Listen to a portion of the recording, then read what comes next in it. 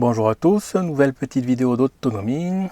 Cette fois cela concerne une éolienne verticale chinoise, pas chère. Voilà, donc cette vidéo sera sur la partie présentation rapide et unboxing.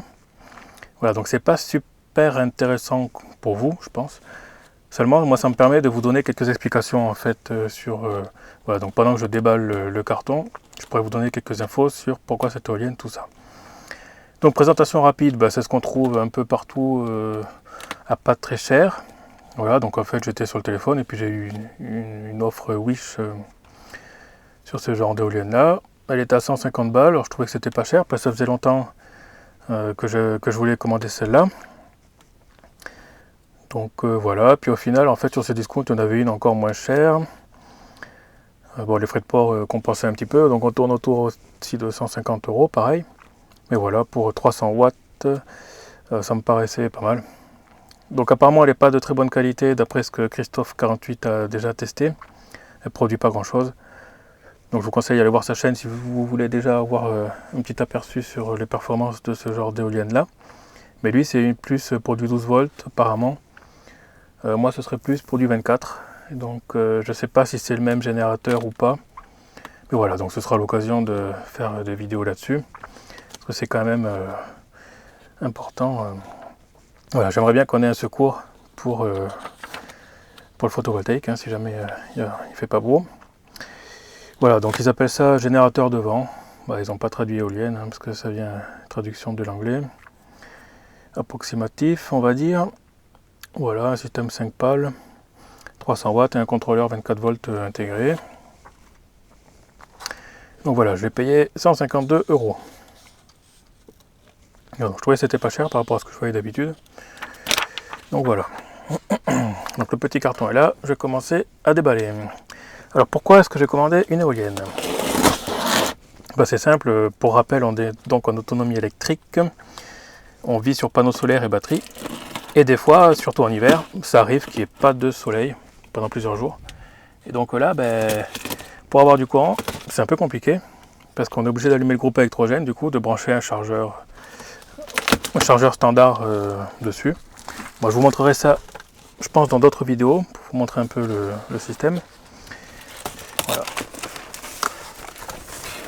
Donc du coup ça consomme de l'essence, tout ça, et j'aimerais bien qu'on soit un peu plus autonome.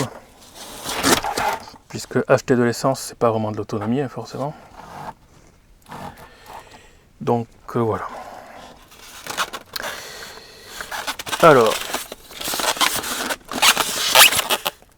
là on peut voir, dans ce carton là, on a 3 fils rouges. Et 3 fils rouges, là je pense que c'est le triphasé du générateur, donc je vous montrerai ça tout à l'heure. Dans ce carton de la visserie, on regarderait tout à l'heure aussi pareil.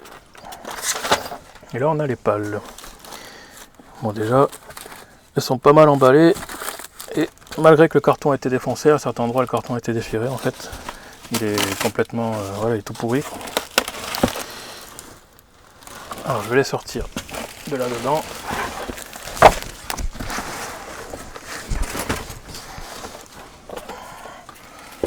Voilà, à première vue, elles n'ont pas l'air abîmées.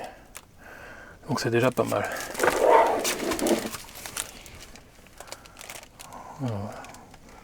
Ça n'a pas l'air mal. Déjà, c'est une bonne chose.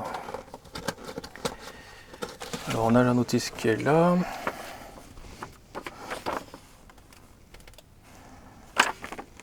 Bon, en fait c'est la même chose, sauf que j'attends japonais ou chinois, je sais pas. Et l'autre est en anglais.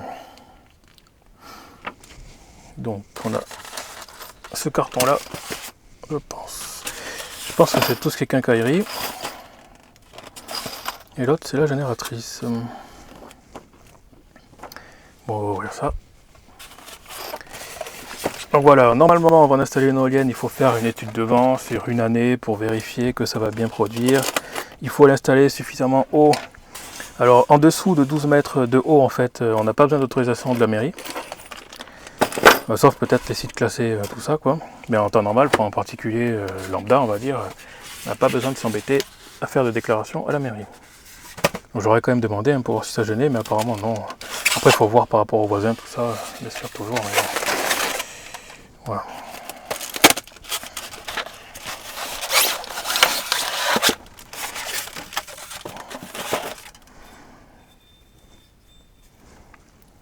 Donc ça c'est la génératrice. On va un peu comment c'est branlé, on a des triphasés là-dedans. Ouais, puis ouais, le bloc moteur et l'axe sur lequel on va visser les pales.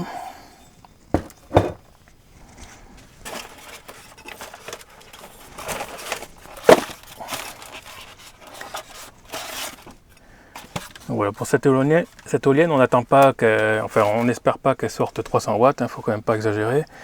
À mon avis, pour un truc aussi peu cher, ça m'étonnerait que ça fournisse grand chose. Mais le but c'est juste qu'on ait un peu de courant pour en fait pallier à tout ce qui est consommation le bruit de fond en gros quoi.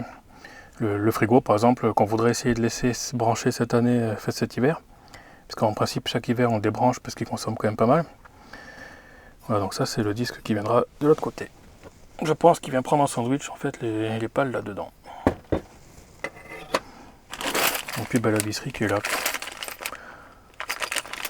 Donc les 4 gros boulons, je suppose que c'est pour la base. Et puis les autres c'est pour les pales. Il n'y a rien de très compliqué. De toute façon je ferai une vidéo sur le montage si ça vous intéresse. Je vais préparer ça un peu mieux quand même avant. Que là c'est pas super évident de faire ça comme ça sur mon établi où c'est un peu le bronze. Donc voilà, mais après en termes de montage ça n'a pas l'air hyper compliqué.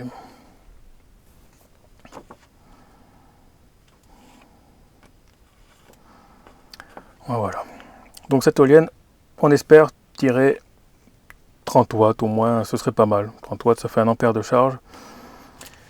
Ça pourrait être pas mal pour combler le bruit de fond. Bon, ce sera pas suffisant pour le frigo si on a que ça. Mais bon, parce qu'en principe quand on n'a pas de soleil, il y a pas mal de vent ici.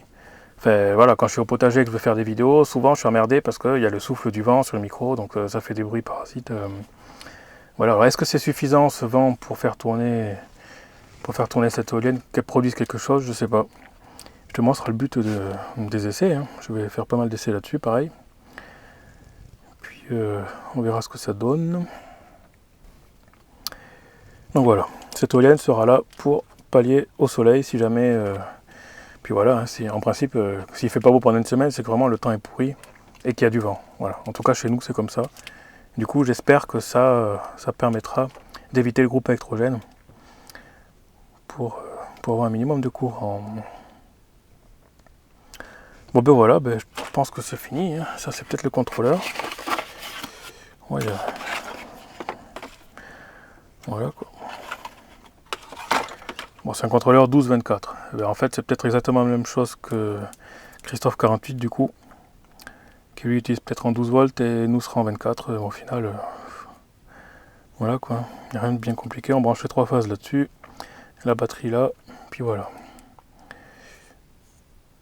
Bon, après je détaillerai de toute façon le fonctionnement des éoliennes en principe, comment les freiner, tout ça, parce que c'est pas comme un panneau solaire. Un panneau solaire, si on s'en sert pas, c'est pas grave. L'éolienne, si on s'en sert pas, ça peut poser problème si elle n'est pas freinée. Mais j'expliquerai tout ça dans d'autres vidéos. Pour le moment, je vais regarder un peu comment c'est branlé, puis préparer le montage. Voilà pour cette petite vidéo. Pas super intéressante, j'avoue. Mais bon, c'était un peu pour dégrossir le sujet. Et puis voilà quoi. Voilà. À plus.